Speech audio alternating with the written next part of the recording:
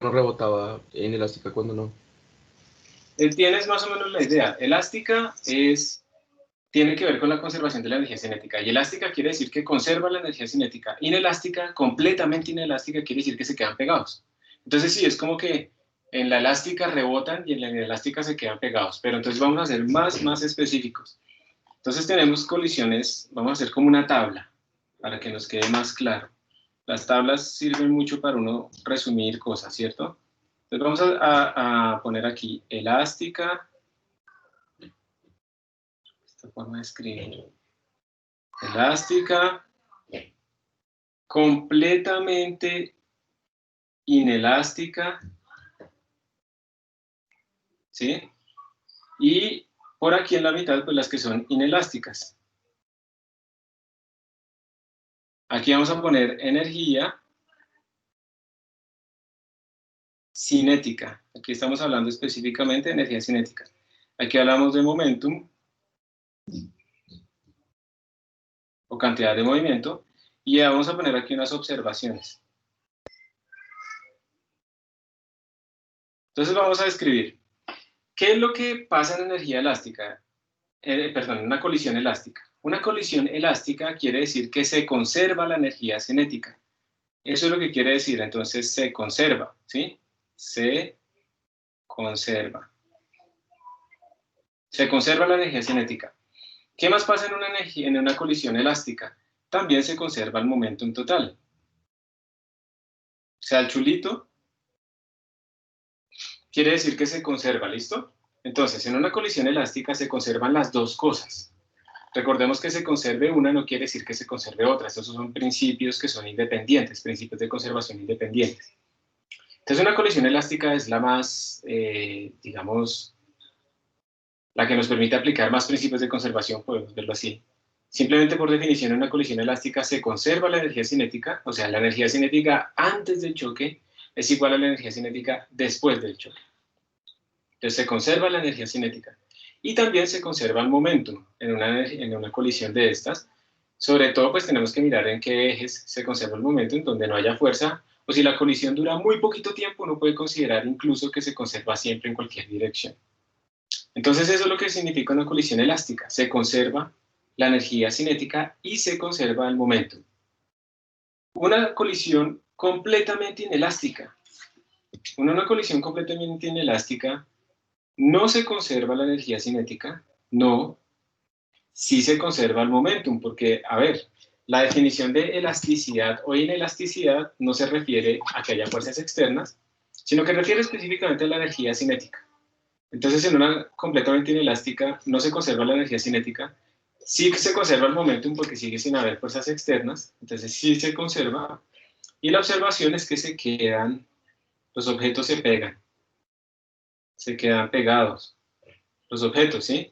Entonces el estado final es que los dos objetos se unieron, se quedaron unidos, se mueven como un solo cuerpo. Y digamos que esa es como la clave. La completamente inelástica tiene esa clave. No solamente es que no se conserve la energía cinética, sino que además se quedaron unidos. La inelástica en general, digamos el estado intermedio, es que no se conserva la energía cinética y sí se conserva el momentum. Entonces ustedes ya pueden ver que la inelástica pues es como lo mismo que la completamente inelástica, pero hay una diferencia importante. En la inelástica también rebotaron. Simplemente no se conservó la energía cinética. Y nos tienen que dar más información. Aquí surge algo llamado el coeficiente de restitución. El coeficiente de restitución nos permite como cuantificar qué tanta se conserva o sí, qué tanto se conserva la energía cinética. ¿Listo? Eso se llama el coeficiente de restitución. Es un numerito que está entre 0 y 1, vale 0, ese es igual a 0 en las completamente inelásticas, vale 1 en las completamente elásticas y tiene un valor intermedio entre 0 y 1 en las inelásticas. ¿Bien? Entonces quiero que observen una cosa importante que yo por eso es que hago esta tabla. Y es que el momentum siempre se conserva, no importa si es elástica o inelástica, el momentum siempre se nos conserva. Error típico es pensar que el momentum no se conserva, que eso es falso, el momentum siempre se nos va a conservar. ¿Listo? Entonces eso es lo primero que tenemos que tener en cuenta. El momentum siempre se nos va a conservar en cualquiera de nuestras colisiones. Entonces vuelvo a hacer esto. Se borró simplemente lo que teníamos del coeficiente de restitución. Entonces quiero resaltar otra vez esto. El momentum siempre se conserva, sea elástica o sea inelástica, el momentum siempre se conserva. Entonces esa es la primera parte importante. Entonces la diferencia entre elástica y inelástico, ¿en qué está? Es en la energía cinética solamente. Y ojo, no estamos hablando de energía mecánica, o sea, aquí no tenemos energías potenciales en nuestras definiciones. Estamos hablando específicamente de K, de la energía cinética. Entonces, cuando hablamos de colisiones elásticas o inelásticas, eso no tiene que ver con el momentum siempre se conserva desde que no haya fuerzas externas. Cuando hablamos de colisiones, estamos hablando de elásticas o inelásticas, estamos hablando de si se conserva o no se conserva la energía cinética. Eso es lo único que estamos diciendo acá. Y entonces, ¿qué condiciones o qué digamos, ecuaciones podríamos utilizar, qué principios de conservación podríamos utilizar nosotros en estos casos de colisiones? Entonces acá ustedes pueden considerar que K final es igual a K inicial y además P final total es igual a P inicial total. Pueden aplicar estos dos. En una completamente inelástica no conservamos la energía cinética, entonces lo único que podemos aplicar es P final total igual a P inicial. No podemos aplicar absolutamente nada más. Pero resulta que como los cuerpos quedaron pegados, pues es relativamente fácil escribir el P final. El P final sería la masa 1, la masa 2, etcétera, ¿sí? Multiplicado por la velocidad final. O sea, este momento final se simplifica, porque como todos quedaron pegados y van moviéndose a la misma velocidad, pues esto lo podemos escribir más fácilmente. Entonces esa es la simplificación. Y en estos, lo único que aplica es pues P final igual a P inicial, y no tenemos más información, o sea, nos tiene que dar alguna otra cosa, coeficiente de restitución o lo que sea, nos tiene que dar alguna otra cosa para poderlo resolver. Entonces, por esa razón es que casi siempre nosotros estamos en colisiones completamente elásticas, que se conservan estas dos cosas, o completamente inelásticas, que solo se conserva el momentum, pero que además implican que los cuerpos quedaron pegados, entonces no aparecen tantas velocidades finales, solo una. Esa es la gran diferencia entre los dos. Entonces, repito, cuando hablamos de colisiones elásticas o inelásticas, estamos refiriéndonos simplemente a que si se conserva o no se conserva la energía cinética, ¿sí? El momentum siempre se va a conservar desde que no haya fuerzas externas. Aquí, con elasticidad, estamos hablando específicamente de la conservación de energía cinética. Y casi siempre vamos a hablar de completamente elásticas, o sea, se conserva todo, energía cinética y momentum, o completamente inelásticas, solo se conserva el momentum, pero quedan pegados. Esta parte intermedia, pues básicamente no la vamos a tocar. Entonces este era el resumen que quería hacerles sobre esta definición de elasticidad de las colisiones, elástica o inelástica. Entonces cuando uno viene ya a ver, y les voy a compartir bien toda la pantalla, para que veamos ese laboratorio de colisiones.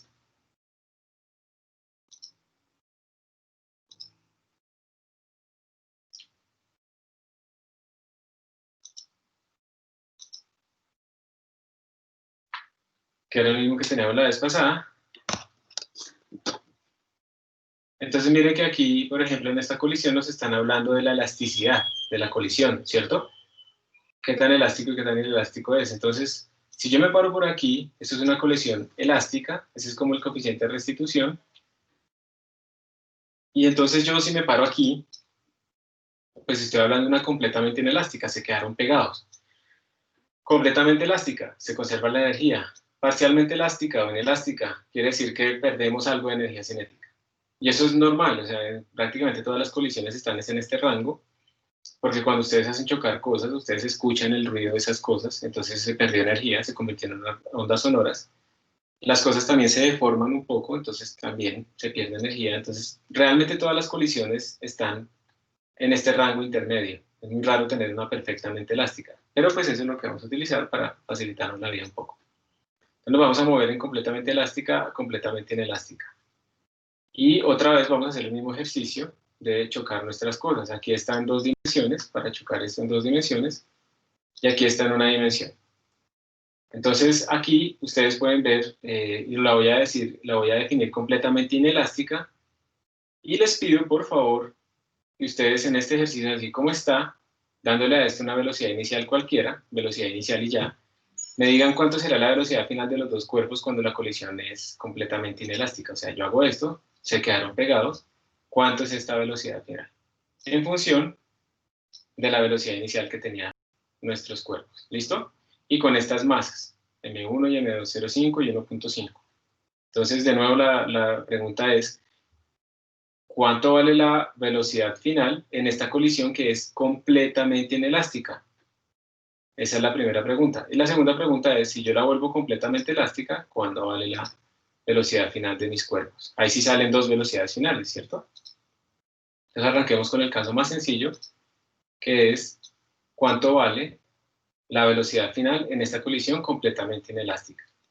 Entonces vamos a hacerlo para hacer la predicción. Voy a volver a pasar aquí. Entonces lo que tenemos es un cuerpo, a ver si lo hacemos del mismo color, rojo y verde. Un cuerpo rojo, un cuerpo como más masivo verde, esto es M2, esto es M1, este mantiene una velocidad inicial que va para allá, ¿sí? La pregunta es, después de que colisionen, pues ellos van a quedarse pegados, se van a mover como un solo cuerpo, entonces los dos tienen la misma velocidad final. ¿Esto es igual a cuánto? En términos de esta velocidad inicial. Entonces, esto es completamente inelástico, ¿cierto? Se quedaron pegados. Cuando es completamente inelástico, ¿qué es lo que se conserva? ¿La energía cinética o el momentum o ambos? Cuando es completamente inelástico. El momento, profe. Solamente el momentum, ¿cierto? Solamente el momentum. Siempre que uno tenga por ahí inelástico, alguna cosa de ese estilo, entonces uno ya sabe que no se conserva la energía cinética. Entonces lo único que se conserva es el momentum. Tenemos momentum total final igual a momentum total inicial. Eso es lo único que podemos hacer. Y entonces, a ver, esto es una colisión en una dimensión, vamos a decir que este es el eje X, entonces vamos a escribir cuánto es el momentum inicial, cuánto es el momentum final, y los igualamos. Entonces el momentum total inicial sería la suma de los momentos, sería masa 1 por su velocidad inicial 1, que va hacia la derecha, por eso lo pongo en positivo, más el momentum de la otra partícula, que sería masa 2 por su velocidad inicial 2, pero es que esta es 0 porque ya está en reposo en este problema que estamos haciendo. Entonces el momentum inicial en este problema sería simplemente masa 1 por velocidad inicial 1. Momentum final en el eje X. Pues las dos masas se mueven como un solo cuerpo, están unidas, entonces sería masa 1 más masa 2 por la velocidad final que ellas obtengan, que es la que no conozco. Y ahora nos están diciendo que estas dos cosas son iguales, entonces tendríamos M1 por V1 inicial es igual a M1 más M2 por V final. Y por lo tanto, nuestra rapidez final pues va a ser M1 por V1 inicial sobre M1 más M2. Y esta es nuestra rapidez final.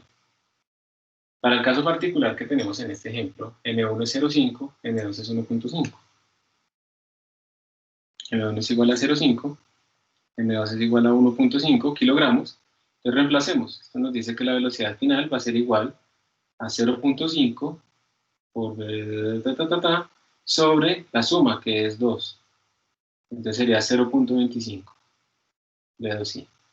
O sea que la velocidad final a la que se mueven estos cuerpos es un cuarto de la velocidad inicial que tenía nuestro cuerpo acá. Y veamos a ver si aquí podríamos... Damos la energía cinética, vale 0.25. Vamos a poner valores. Ah, miren, aquí están los valores. Aquí está que la velocidad inicial es 1. Entonces nuestra predicción está diciendo que si la velocidad inicial es 1, por aquí le cambié, esto es un 1.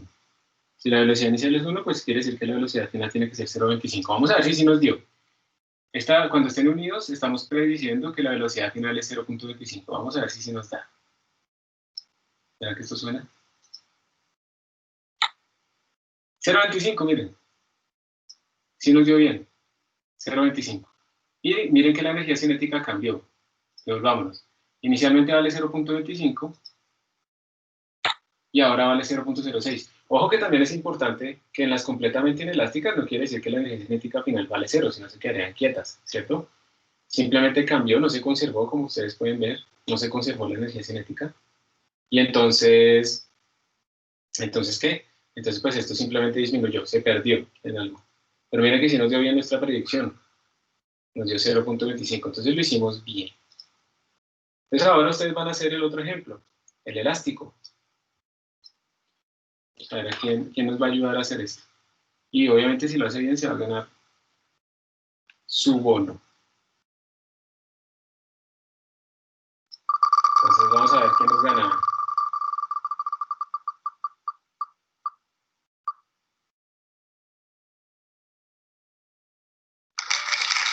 Pablo Andrés Lugo, ¿estás ahí?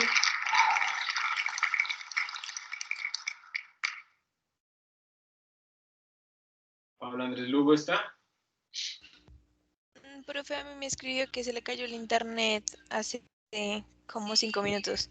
Ah, bueno, entonces dejémoslo para que se pueda conectar y vamos a escoger a otra persona. O alguien se quiere ofrecer.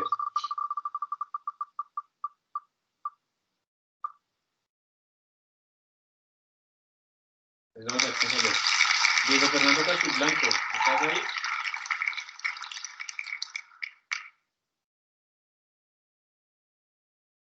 Sí, profe, aquí estoy. Hola Diego, entonces te voy a pedir a ti que nos digas cuánto te da la velocidad final cuando es completamente elástica. Bueno, Ok. y si lo haces bien, si hacemos play y da bien, entonces te ganas un bono, y es un bono de por lo menos 2 décimas porque pues esto es un desarrollo que es un poquito más largo. Entonces ahora lo que quiero es esto. Vamos acá, ¿dónde está? Aquí. Entonces mira, ahora lo que va a hacer es que se chocan con estas velocidades iniciales, tenemos estas masas. Obviamente al chocarse de ellas, voy a quitar los valores, pues ellas van a rebotar, van a hacer este movimiento. Entonces yo necesito que me digas cuánto es la velocidad final de la 1, cuánto es la velocidad final de la 2. Ahora tenemos que las dos pues se mueven, ¿cierto? A velocidades diferentes. Entonces esa es. Y cuando esto como es completamente elástica, miren que hasta el 98%, 100%. Cuando es elástica, miren que la energía cinética es la misma, al principio y al final. Entonces dale a ver, si quieres concéntrate en solo una, con que me des una es suficiente. ¿Listo? Una velocidad final, ya sea de la partícula 1. Profe, Señora. ¿yo puedo también hacerlo? Sí, dale, claro, listo. Entonces hagamos una cosa. Diego Fernando calcula la velocidad final de la partícula 1 y María Paula la velocidad final de la partícula 2. ¿Listo? Listo, Ok. profe. Listo, háganle a ver. Entonces, 4 minuticos para que hagan eso, 5 minutos. Sí, a eso le sale un poquito más de álgebra. Dejemos 6 minutos y entonces ahí ya les pregunto. Obviamente, pues digamos, chicos, viene un parcial, estoy tratando de que practiquen y todo este coso, porque ustedes, pues, hay varias formas en que podrían tratar de engañar esto. Entonces traten de hacerlo por ustedes, ¿sí? Por ustedes, por ustedes aprender, ver cuáles son las dificultades en esto. Recuerden simplemente que entonces ahora tienen que conservar las dos cosas, ¿cierto? Como es completamente elástica, pues ahora tenemos que la energía cinética final es igual a la energía cinética inicial, o sea, como tenemos más conservaciones es mejor. Y todo el momentum final es igual a todo el momentum inicial. Entonces tenemos ahora las dos leyes de conservación se aplican porque esta es completamente elástica, ¿sí? Es una colisión elástica. Y entonces, de nuevo, lo que queremos es velocidad 1 final,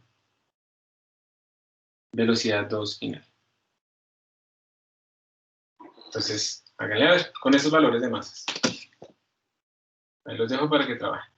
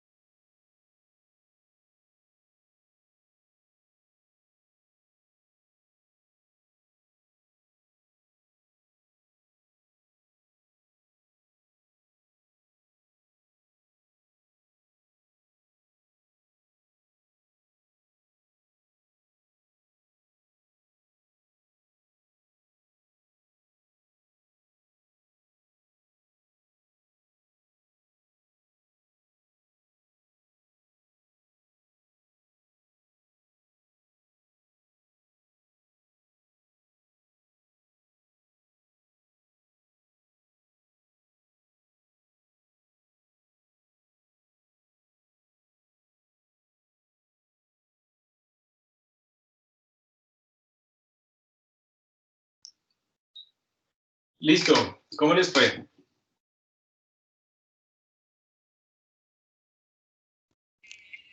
No sé, profe.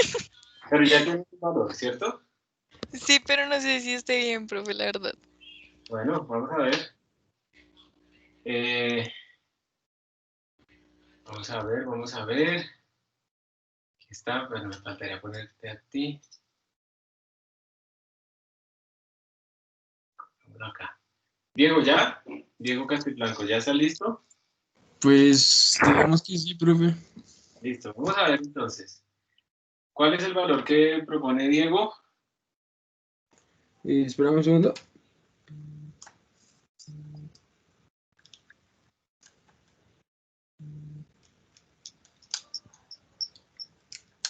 Cero cinco, profe. 0.5. ¿Hacia adelante o hacia atrás? Hacia atrás. O sea, menos 0.5. Sí. ¿Y María Paula? 0.5, pero positivo. 0.5 positivo. Listo. Ahí va. Llegó la hora de la verdad. Ahí no se ve porque no he puesto los valores. Muy bien. 0.5 hacia la derecha, 0.5 hacia la izquierda. Entonces lo hicieron aplicando las dos leyes de conservación, ¿cierto? Sí, profe. ¿Se podía haber hecho solo con una? ¿Qué dicen ustedes? No Yo sé, creo que profe. no. Pues yo no pude. Yo lo intenté, pero no pude. Mire, tratemos de hacerlo entonces con solo una y nos vamos a dar cuenta que no se puede. Nosotros tenemos estas dos cosas, como estamos solamente en el eje X, entonces vamos a hablar del momento en el eje X, ¿sí? Entonces podemos quitar las flechas porque solo hay una componente. Entonces, si aplicamos conservación del momentum en este problema, inicialmente solo se mueve la partícula a la izquierda, entonces el momentum inicial es igual a la masa 1 por la velocidad de esta partícula inicial, y no hay más porque la otra está quieta, la masa 2 está quieta, y eso tiene que Profe, ser, ¿sí? es que estamos viendo el... Ya. Gracias. Y eso tiene que ser igual a la masa 2 por la velocidad 2 final más la masa 1 por la velocidad 1 final. Y nuestras incógnitas pues son estas componentes que no conocemos. Entonces, si nosotros solamente utilizamos conservación del momentum, tenemos una ecuación y dos incógnitas, no podríamos resolver nuestro sistema, necesitamos también la conservación de la energía. Entonces, la conservación de la energía nos dice que la energía total cinética final es igual a la energía total cinética inicial. Entonces, otra vez, la energía total cinética inicial, K inicial, sería solamente la de la primera partícula que se está moviendo, o sea, M1 por V1 inicial al cuadrado sobre 2, y esto tiene que ser igual a la energía cinética total final, que sería M2, V2 final al cuadrado sobre 2, más M2, V1 final, M1, perdón, V1 sobre 2. Entonces tenemos ahora sí dos ecuaciones con dos incógnitas, pero aquí, digamos que ya con eso podemos resolver el sistema, pero aquí es donde se complica un montón. Aquí es donde viene, digamos, como si dijera, el complique del estudiante por el álgebra. ¿Ustedes, esto se les complicó un poquito o no? Sí, profe, eso fue en lo que más me demoré. Claro, Sí, Porque esa el fue la resto fue parte larga. reemplazar. ustedes meten valores y ya está, pero despejar esto tiene como su complique, ¿listo?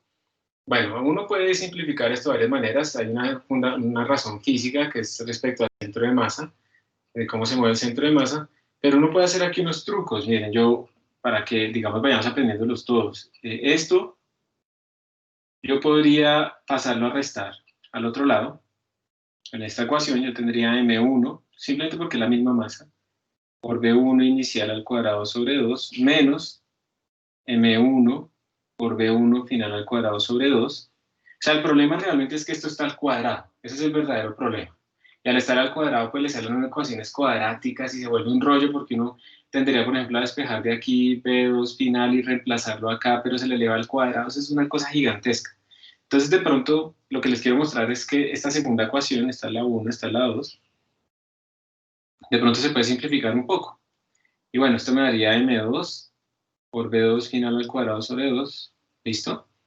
Aquí en la parte de la izquierda voy a factorizar M1 medios, factor de B1 inicial al cuadrado menos B1 final al cuadrado. Y esto me va a dar M2 sobre 2, B2 final al cuadrado. Y ustedes deben tener un trauma ahí. Esta vaina se llama una diferencia de cuadrados, o sea, uno la puede factorizar. Entonces, cuando uno la factoriza, uno tiene M1 medios, factor de B1 inicial más B1 final, por B1 inicial menos B1 final, y todo esto es igual a M2 sobre 2 por B2 final al cuadrado. Bueno, y hasta ahí no hemos hecho nada, ¿cierto? No hemos hecho como nada útil. Pero resulta que la ecuación 1, dejémosla con la ecuación 3, miren que de la ecuación del momentum ustedes pueden hacer el mismo truco, podemos pasar a restar esto, al otro lado. Entonces de la ecuación 1, uno también tiene M1, factor de B1 inicial menos B1 final. Esto, mírenlo. Pasé a restar este término acá y factoricé M1. Pues esta vaina es igual a M2 por B2 final. Entonces miren lo que estamos diciendo. Este término, M1 por B1 inicial menos B1 final, es igual pues a esto que tenemos a la derecha. Y miren que ese término que tenemos ahí es esto por esto. Entonces todo eso que está en amarillo lo puedo reemplazar en la ecuación 3. Entonces al final esto me daría B1 inicial más B1 final, todo sobre 2, factor multiplicado por M2 B2F. ¿Sí ven? Entonces esto es lo amarillo. Simplemente lo reemplacé. Y esto me daría M2 por B2F al cuadrado sobre 2. Bueno, ya voy a quitar ese 2 y miren que uno de estos se me va con uno de estos, esto se me va con esto. Y entonces al final me queda una ecuación mucho más sencilla. B1 inicial más B1 final igual a B2 final. Eso es lo que tenemos. Y entonces ustedes ahora pueden más bien resolver su sistema utilizando la ecuación de conservación del momentum, que es lineal, y esta otra nueva ecuación. Obviamente ustedes dicen, no, pero me tocó hacer casi el mismo trabajo que tuve que hacer antes reemplazando y todo, pero es porque, digamos, yo lo hice en detalle la primera vez que lo vemos, pero cuando tengamos colisiones, por ejemplo, en dos dimensiones, o tengamos, digamos, que las dos partículas se mueven al inicio, estos términos son mucho más largos, en las colisiones son mucho más largos, y entonces uno tiene que hacer muchísima álgebra, y entonces a veces es preferible seguir con este truquito. Simplemente es para que lo vean, no lo tienen que hacer así, pero es para que vean que uno puede reescribir esa segunda ecuación de forma lineal. ¿Sí ven? Se convirtió la segunda ecuación en algo lineal. Entonces ya no hay cuadrados y es muy fácil utilizar esta y esta para resolver nuestro sistema, porque ya no hay cuadrados. Y bueno, creo que aquí me comí una masa, ¿no? Ah, mentira, ahí está bien. Y listo. Entonces, muy bien, felicitaciones, se ganaron su bono. Y espero que los demás pues también lo hayan intentado y les haya dado ojalá lo mismo. Y así es como resolvemos estos problemas. Entonces, primero ustedes tienen que identificar si la colisión es o no es elástica. Elástica quiere decir que se conservan las dos cosas, momentum y energía cinética. Y si es inelástica, ustedes tienen que ver que sea, por ejemplo, completamente inelástica, que se quedaron pegados. Y entonces sería el primer ejemplo que yo hice. Obviamente el profesor siempre hace el más fácil y siempre le pone el más difícil a los estudiantes, ¿no? Y todo esto se puede generalizar cuando uno tiene más dimensiones. Entonces, si ustedes vienen acá a esta colisión, por ejemplo, yo también puedo decir que la colisión sea completamente inelástica, por ejemplo. Entonces, imagínense que son dos carros. Y si son dos carros que van a colisionar, entonces, si es completamente inelástica, quiere decir que se estrellaron y se quedaron pegados. O sea, lo que pues, sucede es esto. Elasticidad cero y no se quedaron pegados. Eso te iba a preguntar, profe, si es 100% inelástico, ¿no debería quedarse pegado? Sí, sí es 100% inelástico. No sé por qué no se quedaron pegados. A ver, pongámoslo en una dimensión, a ver, que es el mismo. Ahí se quedaron pegados.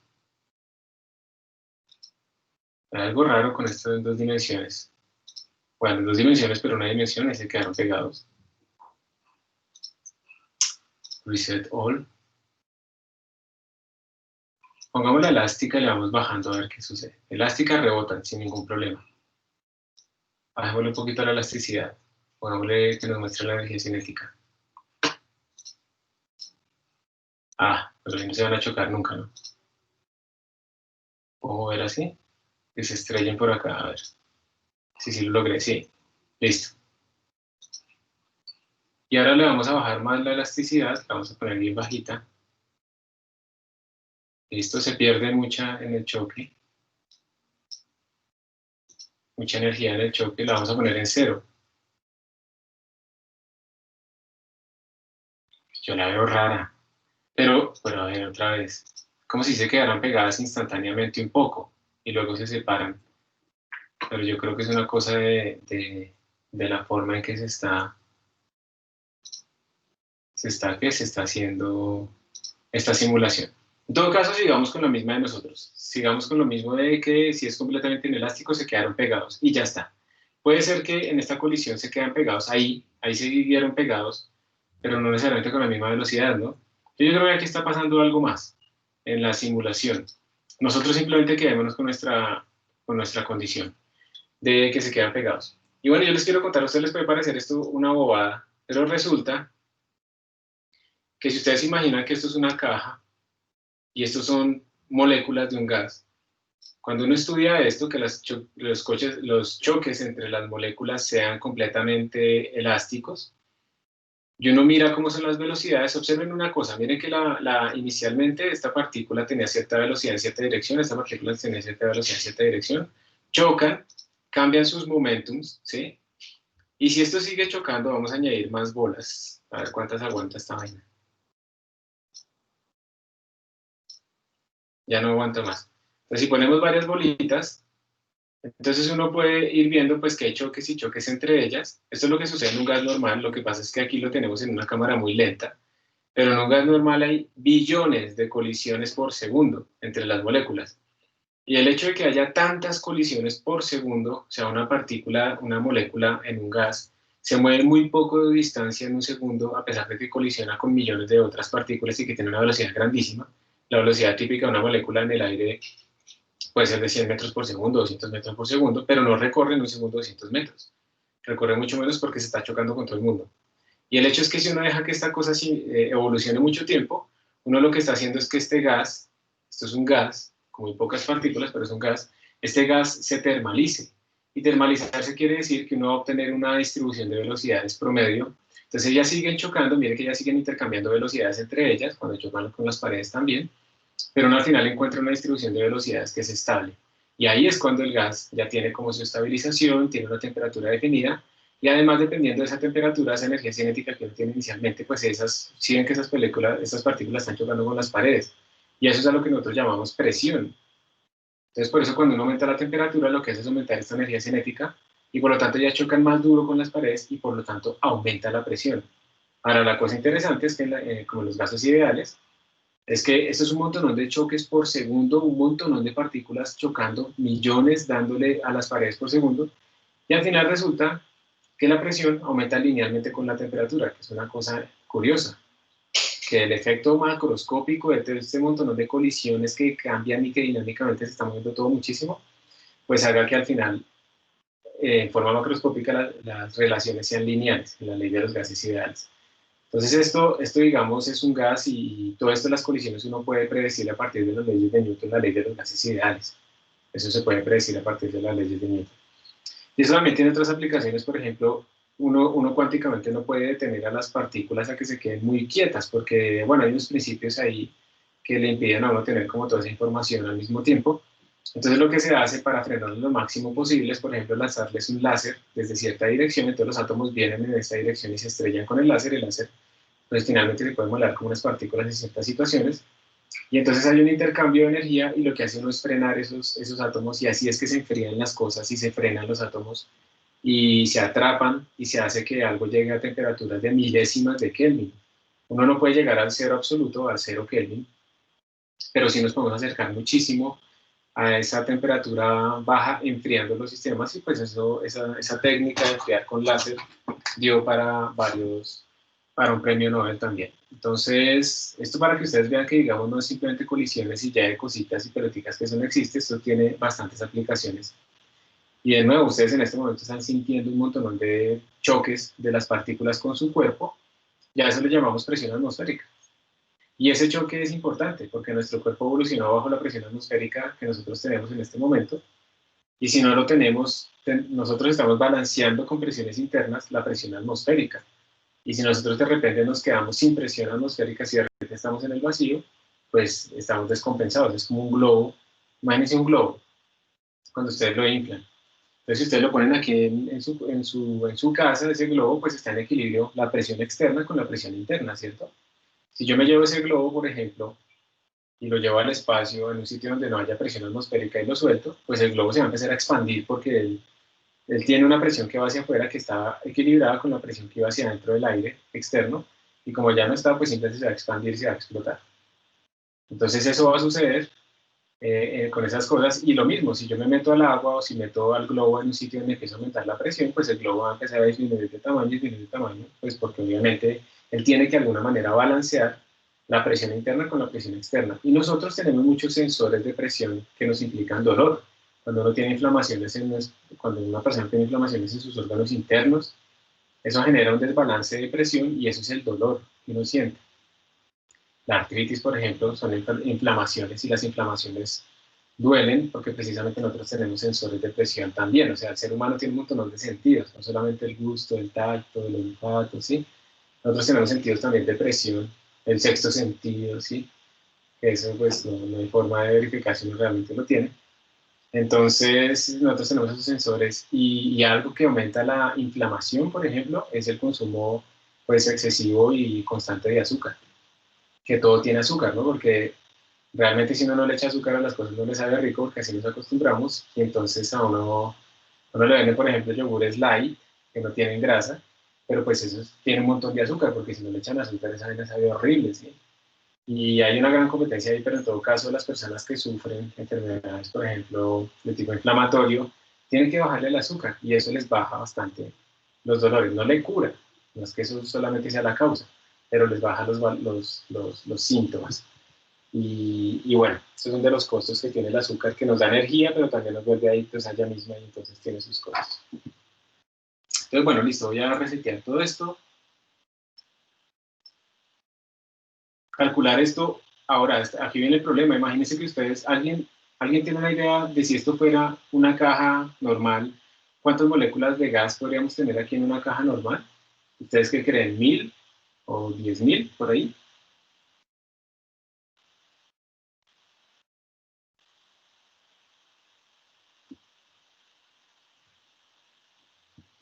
Ingenieros químicos, yo creo que deberían saber eso. ¿Como cuántas moléculas de gas tendríamos nosotros en una caja normal a temperatura ambiente?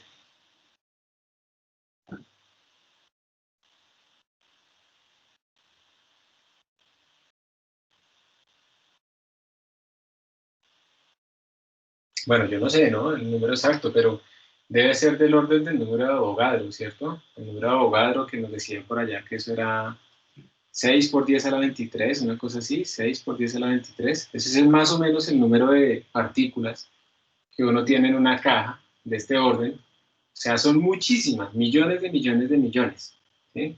Casi que millones de millones de millones de millones tenemos en una caja.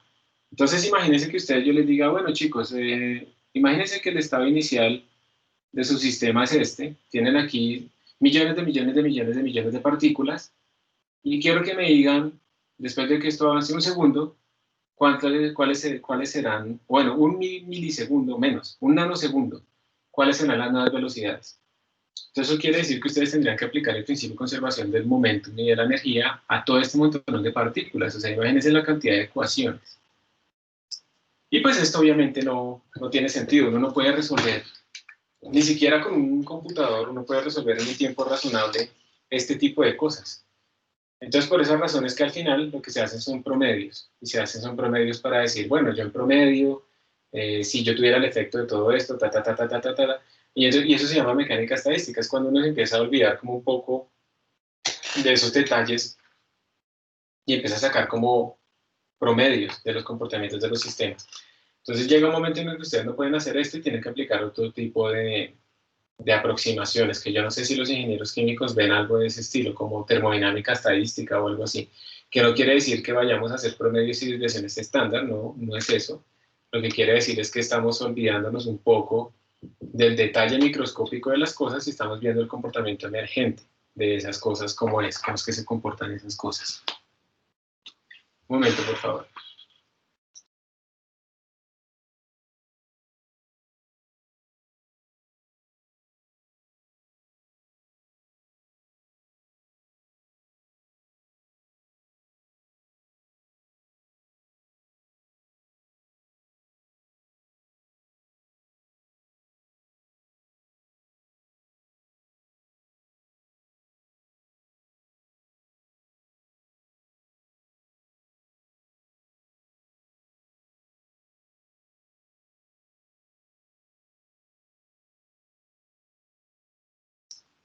Listo, entonces voy a mostrarles ahora sí en la presentación algunos ejemplos de colisiones en varias dimensiones, cómo se resolverían. Entonces, espérense, me voy para la presentación. Nosotros realmente nos vamos a quedar principalmente con colisiones en una sola dimensión, pero digamos que ustedes en un laboratorio que les voy a poner después van a hacer colisiones en varias dimensiones. ¿Cómo va a ser ese laboratorio? Va a ser muy sencillo, me toca escribir la guía, pero básicamente lo que vamos a hacer nosotros es, ustedes van a coger como una mesa y van a lanzar sobre una superficie horizontal, filmando desde arriba, van a lanzar, digamos, dos pelotas a que se choquen. Y entonces ustedes van a poder predecir van a predecir, mirando la velocidad inicial justo antes del choque de cada una de las partículas, van a predecir cuánto será la velocidad final de las partículas. ¿Listo? También lo pueden hacer con monedas. Entonces ponen dos monedas horizontalmente, las lanzan a que se estrellen, graban eso, y en Tracker ustedes pueden medir velocidades iniciales y finales, y entonces con esa velocidad inicial pueden hacer el desarrollo teórico para predecir esa velocidad final de cada una de ellas. Entonces, en principio, pues esos son choques que son bidimensionales, y por esa razón pues es útil poder ver cómo se resuelve eso. Entonces aquí les voy a mostrar la figura. Esto es un choque bidimensional de dos carros. Entonces tenemos entonces este caso, y ustedes díganme, leyendo el enunciado, si es una colisión inelástica o no. Una colisión inelástica o no tenemos una colisión inelástica. En este caso, ¿qué dicen ustedes? Leyendo ese enunciado. ¿Es elástica? ¿Es inelástica?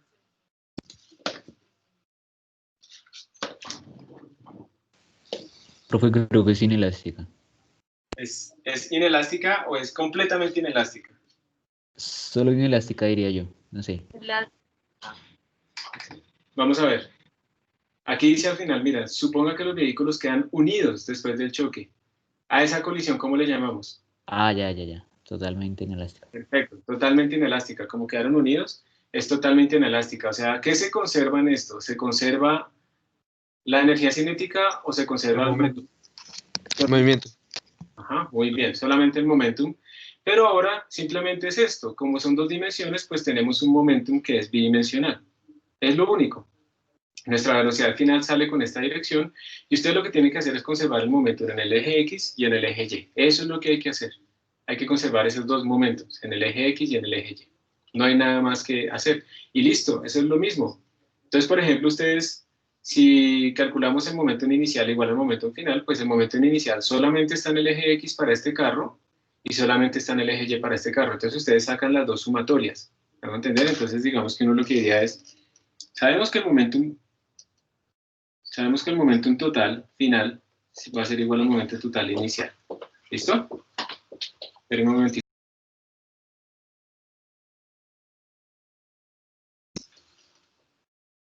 Entonces, esto es un vector. Entonces, lo que estamos diciendo es momentum final en el eje X es igual a momentum inicial en el eje X, que fue lo que aplicamos hasta hace un momento con colisiones lineales en una sola dimensión. Pero además ahora tenemos momento final en el eje Y, igual al momento inicial en el eje Y. O sea, no estamos haciendo absolutamente nada nuevo. Todo es exactamente lo mismo que habíamos dicho antes. Y entonces podemos aplicarlo en esta situación. A ver, ¿cómo sería en esta situación este problema? Momentum final en el eje X, ¿qué sería? Como las dos masas quedaron unidas, sería m1 más m2 por la velocidad en el eje X. La velocidad en el eje X sería esta velocidad final multiplicado por el coseno de este ángulo, porque queremos solamente esta componente en el eje X. Entonces sería velocidad final por coseno de teta. ¿Sí? Ese es el momentum final en el eje X. Y eso tiene que ser igual al momentum inicial en el eje X. El momentum inicial en el eje X pues es solamente el momentum de este carro porque este va solamente a lo largo del eje Y, no tiene componentes en el eje X. Entonces el momentum inicial en el eje X sería m1 por v1 inicial. Y aquí hacemos lo mismo. Momentum final en el eje Y, componente de esta velocidad en el eje Y multiplicado por la masa total. m1 más m2, velocidad final, seno de teta, será igual al momento inicial en el eje Y. Este no tiene contribuciones en el eje Y, solamente horizontal, este sí. Ese momento inicial en el eje Y sería m2 por v2 inicial. Y acá, estas ecuaciones, pues ya las podemos resolver porque miren que ustedes tienen, a ver qué nos dieron en el problema. Vamos a ver qué nos dieron en el problema. Nos dicen, las dos masas nos las dieron. Tenemos una masa, tenemos una rapidez inicial, o sea, tenemos esto. Colisionan un cruce con una masa y masa. Entonces tenemos esto y esto, tenemos todo esto. O sea que también tenemos estas masas de acá, estas masas de acá. Encuentre la dirección y la magnitud de la velocidad de los restos después de la colisión y suponga que los vehículos quedan unidos. Entonces tenemos dos ecuaciones con dos incógnitas. Y pues ya solamente resolverlas. Ustedes reemplazan,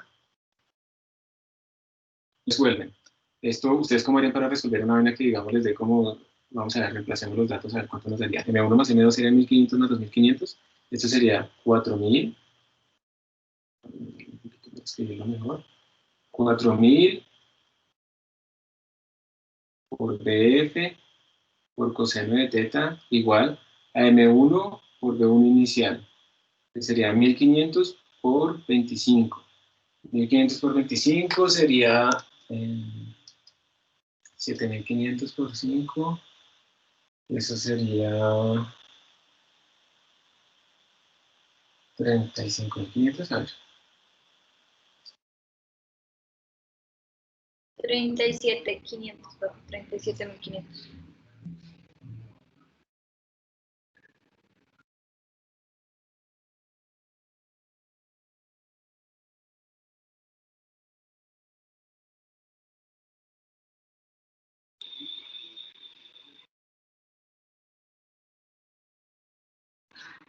Profe, qué pena estás hablando. Sí, señora, gracias. Y entonces esto sería la segunda ecuación, reemplazando, nos daría 50.000 acá. Y bueno, yo les pregunto a ustedes, ¿cómo harían ustedes para resolver de acá la velocidad final y el coseno y el ángulo? ¿Cómo lo despejarían?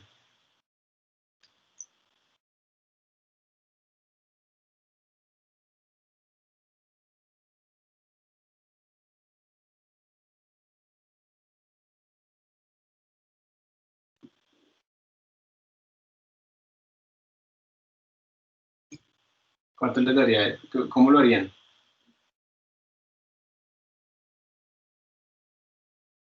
Si les toca poner el procedimiento, ¿no?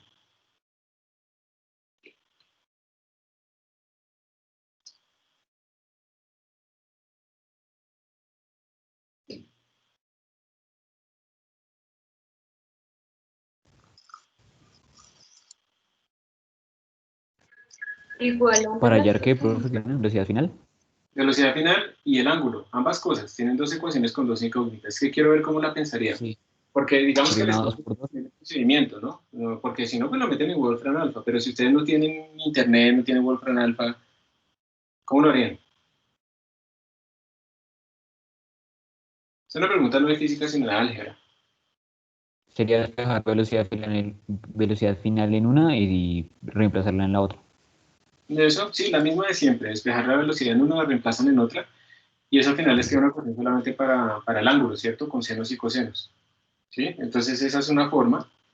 Hay muchas maneras de hacer esto también, o sea, no es la única. Yo puedo, por ejemplo, dividir esta expresión sobre esta expresión, se me van las velocidades finales, que es lo mismo que ustedes están diciendo, entonces al final me quedaría una tangente de teta. La tangente sería seno sobre coseno, y seno sobre coseno sería 12.5 sobre 9.375, y yo ya puedo sacar arco tangente de acá, y ya tengo el ángulo. Y como ya tengo el ángulo, entonces lo puedo meter en cualquiera de estas ecuaciones, y ahí ya puedo despejar la velocidad final. Entonces, más o menos así es que uno hace esos trucos cuando tiene senos y cosenos, como tratar de sacar una tangente o algo de ese estilo, si se puede. El otro truco es elevar al cuadrado para utilizar esa expresión que dice que seno al cuadrado más coseno al cuadrado en ángulo es 1. Entonces yo podría elevar al cuadrado de esto y sumárselo a esto al cuadrado, y al final se me van a ir los ángulos y me queda solo la velocidad final. Esa es otra manera también de obtenerlo. Simplemente para mostrarles a ustedes que algebraicamente pueden resolver estos problemas. Si ustedes pues utilizan esos trucos, digamos, algebraicos. Entonces ahora sí les muestro la solución bien ordenadita. Entonces, como les digo, la conservación del momentum sigue ocurriendo. Ustedes dirían, pero aquí hay una fuerza que es la gravedad, pero si ven que la gravedad va saliendo, va entrando de la hoja a la hoja, entonces no afecta el X y el Y. Y localmente estamos asumiendo que esta colisión duró muy poquito como para ignorar, o sea, el tiempo de colisión fue muy corto como para ignorar también el trabajo no conservativo que hace la fricción, por ejemplo, entre las llantas y cosas así. O sea, aquí hay una suposición fuerte cuando aplicamos, pero razonable, fuerte pero razonable, que cuando aplicamos esta conservación y es que no hay fuerzas externas, y eso lo que quiere decir en el fondo es que este tiempo es muy pequeño, el tiempo de colisión. Entonces, si el tiempo de colisión es muy pequeño, entonces uno tiene que, esos impulsos asociados a esas fuerzas no conservativas son muy pequeños, entonces los puede ignorar. Entonces aplicamos conservación, pero ahora como es bidimensional, pues aplicamos conservación en las dos dimensiones, conservación en el eje X, conservación en el eje Y, y entonces de ahí podemos sacar nuestros ángulos y nuestras velocidades finales. Entonces se resuelve exactamente igual que antes. Y hay otro ejemplo típico que también les quiero mostrar, que se llama el péndulo balístico. Que aquí se aplican las dos cosas. Entonces miren que, ¿cuál es la idea? Esto es un dispositivo que se utiliza para, por ejemplo, determinar la potencia de disparo de un arma. Obviamente en un laboratorio a usted no se les va a dar una pistola, ¿cierto? Para que pongan a disparar y a jugar y cometan un accidente. Entonces hay cosas parecidas, hay unos cañones pero de pelotas, y uno lo que mira es, si yo a esto le mando cierta velocidad, le va a pegar a este péndulo y lo va a hacer subir hasta cierta altura. Entonces, si yo le mando más velocidad a mi proyectil, pues obviamente va a haber aquí una transmisión de impulso más grande y esto debería llegar más alto. Y entonces, teniendo una relación entre qué tan alto llega con respecto a esta velocidad de acá, yo puedo pues calcular a qué velocidad salen mis proyectiles inicialmente midiendo esta altura. Normalmente cuando se utiliza con las armas, se dispara una bala, la bala entra en este bloque de madera y va a hacer que nuestro sistema, nuestro bloque suba, con la bala nuestro bloque suba a una cierta altura h. Y esa es la idea, si ustedes pueden medir esta altura h, se puede sacar información de cuánto era esta velocidad inicial, y con eso uno puede saber cuál es la velocidad de disparo, ¿cierto? Sin medirla con traque, por ejemplo. Entonces aquí tenemos un dispositivo, un proyectil de masa 1, se incrusta todo el sistema, se balancea la altura h. ¿Cómo se determina la rapidez del proyectil? De una medición de h. Entonces, de nuevo, la pregunta es esa, experimentalmente, si ustedes pueden medir esta h, ¿cómo podrían relacionar eso con esta velocidad inicial? Entonces, este problema se parte en dos pedazos. Primero, ustedes lo parten en una colisión que dura muy poco tiempo. Ustedes se supone que conocen esta velocidad, que no conocen esta velocidad inicial, y paramétricamente calculan cuánto sería la velocidad después de esa colisión. ¿Esto ustedes qué dicen? ¿Sería una colisión elástica o inelástica? Si la bala quedó dentro del bloque.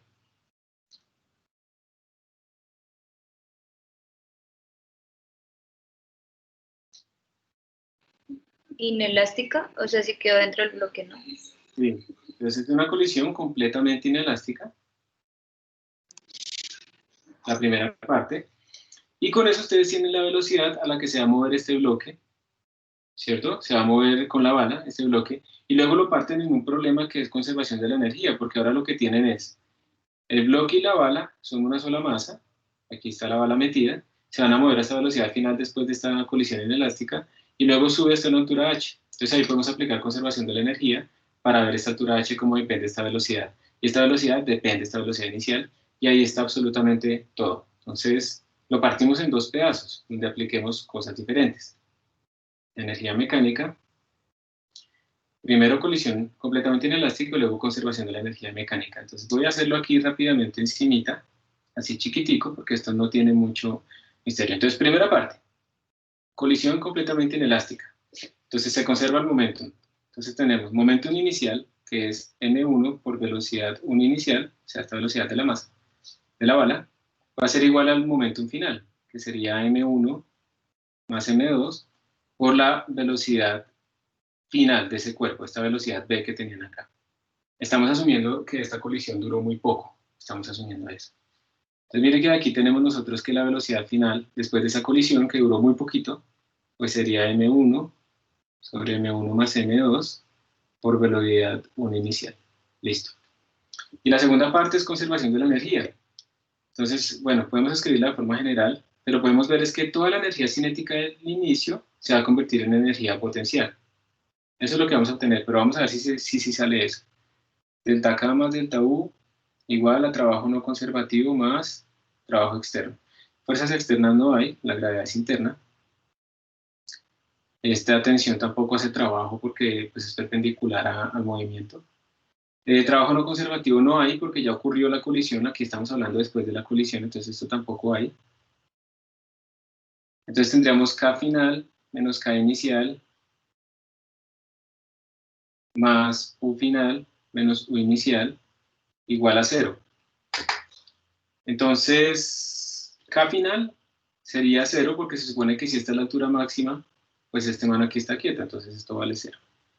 K inicial sería M1 más M2 por velocidad a la que esto arranca al cuadrado sobre 2, que es esta misma. Es esta velocidad, la velocidad con la que la arranca en la colisión, pues es esa misma. U final sería M1 más M2 por G por H. Y la U inicial pues es 0, si estamos midiendo todas nuestras alturas desde acá. Y esto nos daría 0. Entonces miren que ya aquí podemos despejar cuánto es H. Porque ustedes tienen cuánto es este B sub 0, es este de acá. Y ya sale nuestro problema. Y listo. Entonces así ustedes pueden hacer estos problemas de colisiones. Y yo no sé si se están dando cuenta, pero observen que esto es otra manera de resolver todos nuestros problemas porque nos estamos olvidando completamente de las fuerzas. ¿Se dan cuenta que nunca miramos la fuerza de la bala, de rozamiento contra nuestro bloque, ni nada de esas cosas? Solamente estamos midiendo, asumiendo que las colisiones son muy cortas, estamos midiendo conservaciones y ya está. Y con eso salen todos nuestros problemas. Entonces, bueno, ya nos queda apenas un minutico, vamos a dejar acá. Muchas gracias por su atención. Y nos vemos mañana, ojalá que traigan dudas, ustedes deben traer dudas diciendo tal problema, mire la foto, lo que sea, o sea, y yo he tratado de hacerlo así, no me da, o me da esto que no están las respuestas, y entonces yo con mucho gusto pues trato de ayudarles y guiarlos. Entonces por favor no olviden mañana traer sus dudas y llenar la encuesta de la clase de hoy. Gracias por su atención, espero que estén muy bien. Gracias, profe. Gracias, profe.